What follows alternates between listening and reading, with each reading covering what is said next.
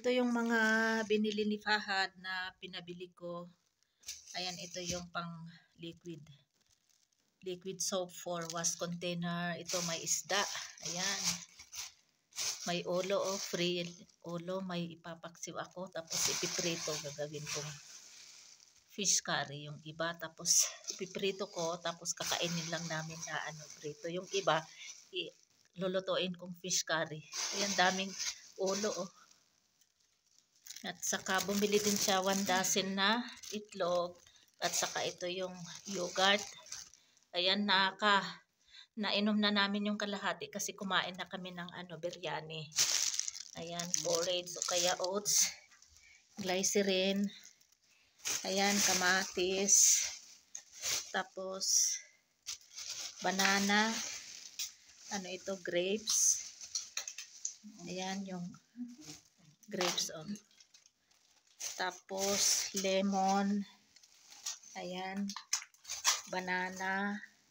Ano pa ba ito? Guava. At saka mansanas. Ayan. Tapos bumili din siya ng ng one na chicken para sa aming biryani. So ito lahat yung pinabili ni Fahad. Ay binili ni Fahad. Ito yung first binta namin ng honey kasi hindi ko pa nga napadala yung yung honey sa Abbottabad. Advance yung kanyang binayad. So ito tamang-tama.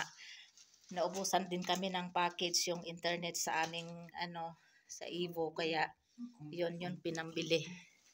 So ito. Ayan. Ito yung niluto nila kay na biryani, sila kay ang nagluto. Ayan, kalahati na lang. Ay, marami pa to. Kumain na kami, si Langga, si Lakay, ako at saka si Fatma. Si Fahad hindi pa kumain. Kaya mamaya pa siya kakain. Lagay natin dito sa basket. Tokri tawag nila dito yung paglalagyan.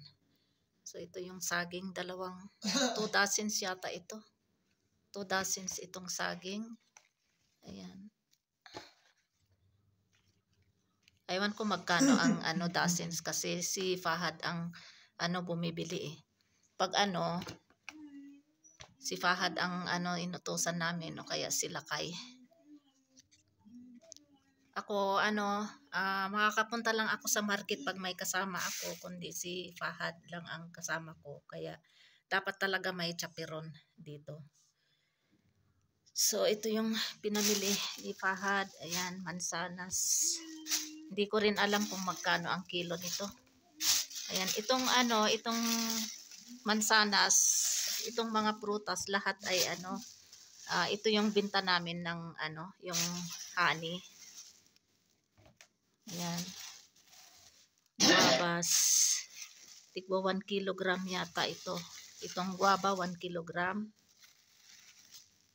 Mansanas 1 kilogram din. 2 dozens na bananas. Ayan.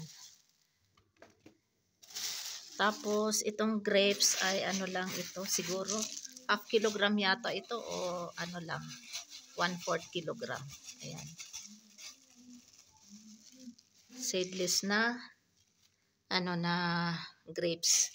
Tapos ito naman lemon. Ayan, lemon. At saka pa ba? Ito kamatis. Kamatis kayong cherry tomatoes namin. Na lang, konti na lang ang bunga. Kaya nagpabili din ako ng kamatis. Ayan, 1 kilogram. May free na green chilies. Ayan.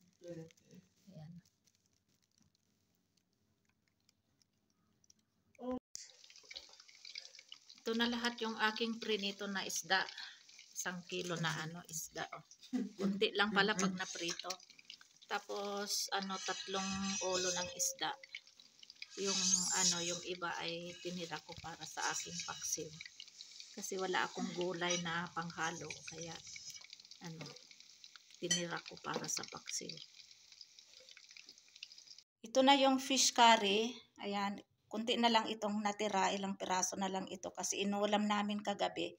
So ito ay pang-ulam namin for lunch. At saka nagtira din kami ng prito lang. Hindi ko niluto lahat kasi masarap ito ulam sa kanin o kaya sa kanila ay chapati. So ayan.